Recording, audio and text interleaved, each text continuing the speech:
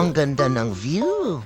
Featuring Pet Mara Pet Hygiene Essentials. Hello guys, I'm your cutesy Kikay Dogo, Nala. Siyempre, ano pang gagawin? I-review natin ang products. Unahin na nga natin tong Pet Mara Madre de Cacao Herbal Pet Soap. Maganda dito, it repels stick and fleas, nourishes skin and coat, and neutralizes odor. Ito naman yung premium pet shampoo and conditioner. Same lang sila ng benefits ng soap. In fairness, mabula siya at ang bango niya hindi masakit sa ilong. Tama na, Mami. Sabi mo, staycation, wala sa usapan ng maliligo. Salamat na tapos din. Nakita niyo ba yung ulo ko? Medyo mapula yan. Kakakamot ko eh. Then, isingit ko lang yung video ko after a day. Tingnan niyo.